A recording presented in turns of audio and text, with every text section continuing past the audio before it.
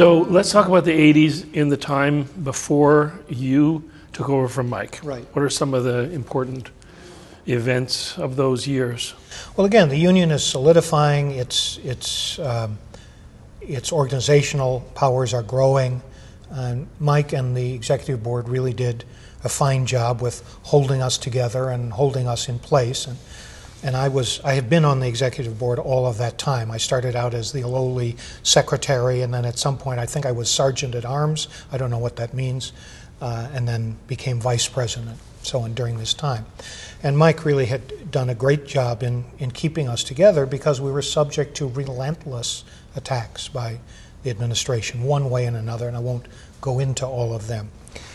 The most egregious after the infamous modular system, the most egregious was when, I think it was 1981, they suddenly decided they were not going to take cases to the arbitrator anymore.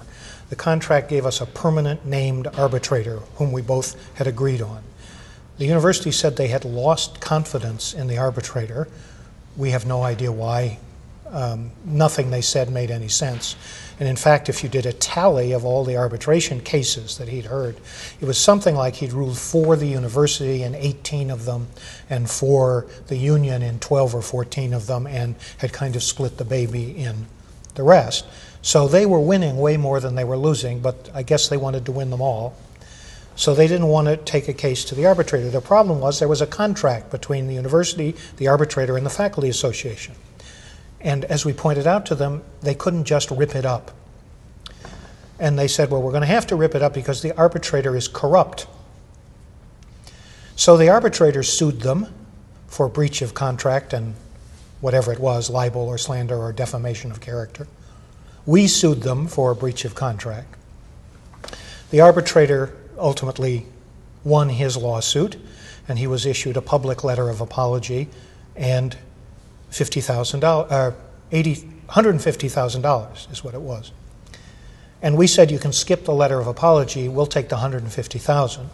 And that became the first 2 years of the Faculty Development Fund. Before then, there was no publicly stipulated amount of money available for scholarly travel, for research support, and so forth. You had to go to the dean and beg, and the dean either gave it to you or didn't, depending on whether the dean liked you. Mm-hmm. Now we put this in the contract, saying there's an application process, denial is grievable, and so forth. And we started with $70,000 in 1980, whatever that was, 84 maybe? And now it's what, Elliot? What's the faculty? Over $1 million. Over $1 million. So, mighty oaks from small acorns grow. Yeah. So then there was an era of peace in 1984, once we'd settled the lawsuits. We were all going to get along then. That lasted 2 years until the 1986 contract bargaining, and that was the worst contract dispute we'd ever had, and it went on for over 20 months. We were without a contract for 20 months.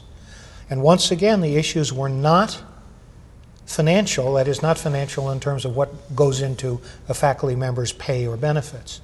The two issues that remained, where we remained at impasse after everything else was agreed to, one, they wanted the union shop gone away. They wanted faculty to be able to choose to join or not. We thought it was wonderful that they had suddenly discovered the interests of faculty. And the second was they wanted the unfettered right in an economic emergency which they alone could declare to lay off tenured faculty. Okay, now this is anti-unionism 101. This is what they teach you in the law schools, labor law schools of the right. This is how you bust a union. Job security and union security. Right? So we said, no, that's not the longest day in hell. And we were out for 20-some months, during which time, because we felt the faculty was unlikely to strike and unwilling to strike, as we discovered in 1978, we fought a guerrilla war. I won't go into the tactics, but we did naughty things, legal, but mischievous. But we got essentially nowhere.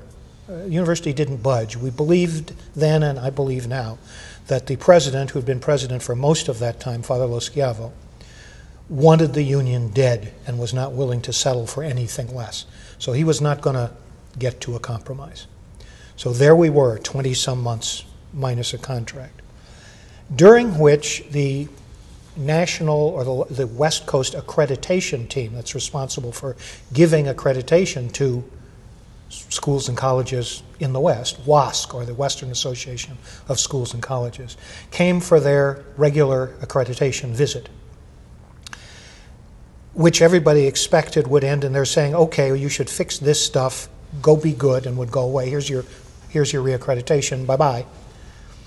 And they came in and refused to reaccredit us, and in so doing wrote a report. Usually they write up to that point, they'd written a 1 or 2 page introduction, and they just go through the accreditation standards. 1, you meet it here, you don't meet it here. 2, you meet it here, you don't meet it here.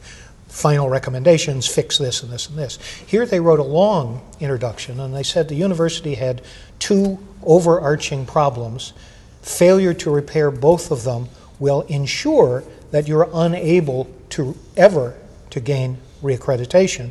We will be back in 3, stop, I jumped ahead of myself. The 2 areas are 1, long-range planning, of which we see no evidence whatever, and 2, faculty administration relations. Now, in detailing faculty administration relations, they didn't point fingers, you did this, you did that, he did that, she did that. But anybody reading it knew who had caused 95% of the trouble. When the board of, and they said, we'll be back in 3 years, you better have your act together, see ya. And when the Board of Trustees got this failure to reaccredit, they finally got what we'd been trying to tell them for however long it had been, 88, 13 years. Shortly thereafter, Father Lo Schiavo retired.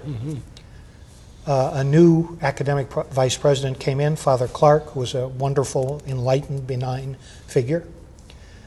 And other changes were made, and long story, only a little bit shorter, by the time they come back in 91, they said they had never seen an institution turn around as quickly as we had turned around, and they reaccredited us for 5 years, which was more than anybody was expecting at the time. But that was the dark point, and we really felt that left to their own devices, the administration was perfectly willing to take the university over the side. And I believed then and believe now that only the faculty union prevented that.